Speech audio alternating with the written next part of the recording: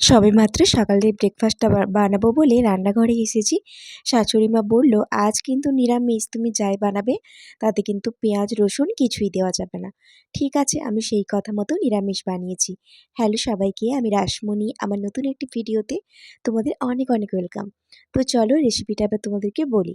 প্রথমে কিছুটা সুজি নিয়েছি, তার সাথে টক দই দিয়ে বেশ কিছুক্ষণ 10 মিনিটের মতো ওটাকে টক দইয়ের সাথে মিক্সড করে রেখেছিলাম। 10 মিনিট হয়ে যাওয়ার পরে আমি সুজিটাকে ঢাকনাটা খুলে তার মধ্যে কিছুটা জল দিয়েছি, লবণ আর দিয়েছি গাজর আর কালো জিরে আর কাঁচা লঙ্কা। এগুলো দিয়ে ভালো করে একটু অল্প জল দিয়ে ব্যাটারটাকে ফেটিয়ে নেবো কিছুটা কিছুটা সময় ধরে। ওই 1 থেকে 1.5 মিনিটের মতো ফেটিয়ে নেওয়ার পরে আমি আরও 5 থেকে 7 মিনিট রেখে দেবো। তোমরা চাইলে সুজির মধ্যে কিন্তু অল্প একটু চিনিও দিতে পারো, বাট আমি এটাকে একটু হেলদিভাবে বানাতে চেয়েছিলাম, তাই আমি চিনিটা স্কিপ করে গিয়েছি। এবার আমি এদিকে ব্রেড নিয়েছি, স্লাইস ব্রেড, তার উপরে একটা ব্রেডের উপরে সুজির এই ব্যাটারটার প্রলেপ দিয়ে দিয়েছি। আর একটা ব্রেডে আমি দিয়েছি একটুখানি টমেটো কেচাপ, টমেটো সস একটুখানি দিয়ে দিয়েছি। আর এইবারে আমি ফ্রাই প্যানে অল্প তেল দিয়ে দিয়েছি।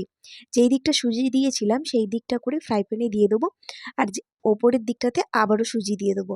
তাহলে কি হলো, টমেটো কেচাপের সসটা ভেতরে রয়ে গেল আর দু সাইডে সুজি দেওয়া হলো। এবার এটাকে উল্টে পাল্টে একটু ক্রিস্পি ক্রিস্পি করে ভেজে নিতে হবে। তোমরা চাইলে প্রথমে সুজি দেওয়ার পর এটাকে ঢাকা দিয়ে দিতে পারো, তারপরে ঢাকনাটা খুলে এটাকে একটু ফ্রাই করে নিতে পারো।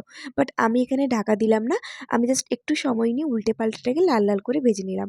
ওপর থেকে ঠিক যেমনই ক্রিস্পি, ভেতর থেকে ঠিক ততটাই কিন্তু সফট। এটা না খেতে ভীষণ ভালো হয়েছিল। তোমরা নিরামিষ দিনে একবার হলেও এটা ট্রাই করো। চাইলে তোমরা পেঁয়াজ টেয়াজ দিয়ে বানাতে পারো, বাট এটা নিরামিষ ছিল। এবার আমি স্যান্ডউইচের মতো করে একটা কাট দিয়ে দিয়েছি।